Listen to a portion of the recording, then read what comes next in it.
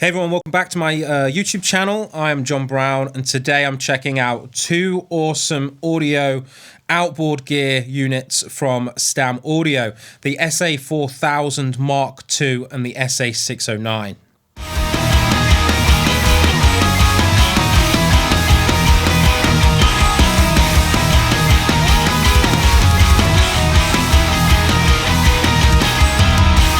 So the SA4000 Mark II compressor is a faithful recreation of the SSL4000 bus compressor. And Stam Audio have even gone to the length of trying to, well, I say trying, they've definitely done a great job at it, in recreating the original DBX chips that can be found in the original. So the difference between the Stam Audio 4000 Mark I and Mark II is now we have a mixed blend function. We have a high pass frequency function, which means the compressor doesn't react. Say you have a really heavy in the bottom end kick drum, as well as some extra ratio controls and overall more control. We even have some transformers added to the unit, and you can select between a USA based transformer, which could be based on an API, or a UK transformer, which is based on a Neve. And I went with the Neve option for the transformers because Neve just sounds big and fat, and that's kind of what I wanted for my master chain. So let's take a look at the 609, which is a recreation of Neve's 33609 compressor limiter. And even though I've got the modern Neve, which is the N series, I believe that the Stam is based off the first recreation, so it is ever so slightly different. And since getting the unit, I've actually had the transformers changed out. So originally it had Carnils in it, and we've changed it to some custom wound Souters, which made the unit even more dark than it already was. So I'm going to test both on the master bus because that is my master chain. I would compare it to the Mark I 4000 and the Neve 33609. However, they're currently being used on the mix that I brought up. The Mark I is currently being used as a overall drum compressor, and the Neve 33609, believe it or not, is just on my overheads, and it sounds fantastic. So this track that I've got, it's something that I wrote the other day for a live stream, and it's for the Overload competition, which still has a couple of days left. I wrote some riffs around it. I'm just going to play through this and then mess around with the compressor units on the master chain. So this is what it sounds like without anything on. And I'm going to start with the 4000 Mark II.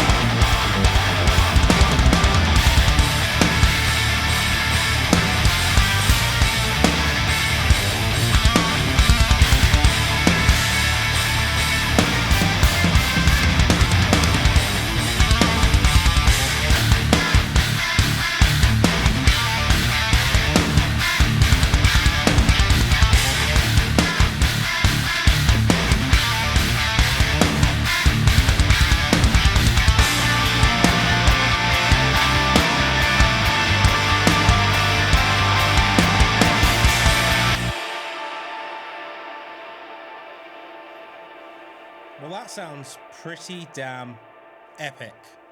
So it glues everything together in a really, really nice way. So I guess now we should try out the 609 in the same place. I'm going to turn off the Stam, play around with the 609, and I just want it to tickle it a little bit to add in that big girth that 33609 does. And then I'm going to add them both together. So we're getting different stages of compression in our master chain, but more for the character of the compressor rather than just slamming the living shit out of it. So let's now try the 609.